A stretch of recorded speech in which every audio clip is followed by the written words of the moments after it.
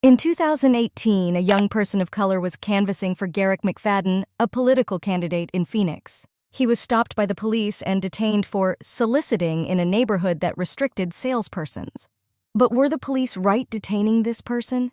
Can the cops really arrest a political canvasser under the crime of soliciting? To answer this question, we first need to understand political canvassing laws. These laws generally exist to protect volunteers and enable political candidates to campaign legally. However, they still have a lot of gray areas and leave some frequently asked questions unanswered, such as, does political canvassing count as soliciting?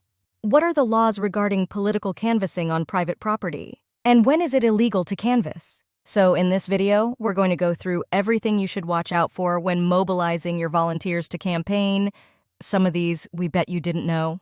First, let's define what political canvassing is. It's a method used by political candidates to mobilize volunteers, interact with supporters, and secure a promise of their vote.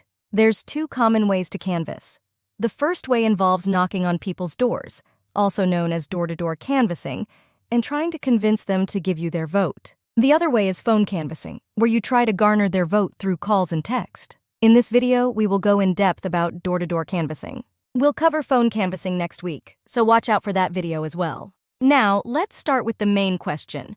Does political canvassing count as solicitation? Well, according to the law, the answer is an emphatic no.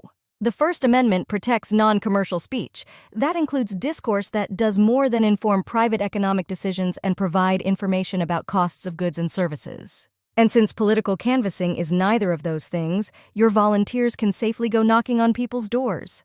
Even if that area has a sign saying no solicitation. Canvassing Rule 1, no means no. While canvassing is technically legal, be aware not everyone understands the difference between soliciting and canvassing.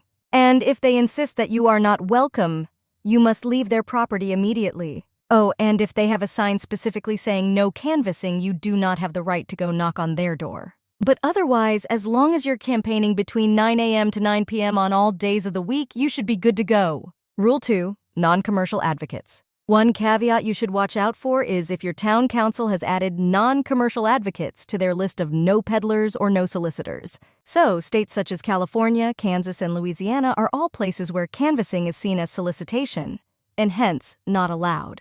Rule 3, carry campaign literature.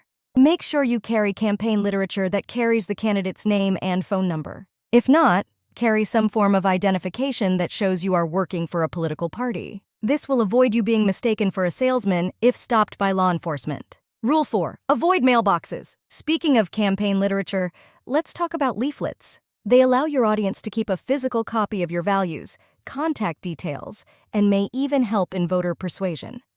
However, there are laws regarding how you can distribute them. You can leave brochures and forms on doorknobs, between doors, or hand them over in person. But putting campaign literature in a mailbox is a federal offense. In summary, here is a list of do's and don'ts for door canvassing your volunteers should know. That's all for now. Next week we'll go through the rules of phone canvassing. So subscribe if you don't want to miss that video when it drops. Stay safe and happy canvassing.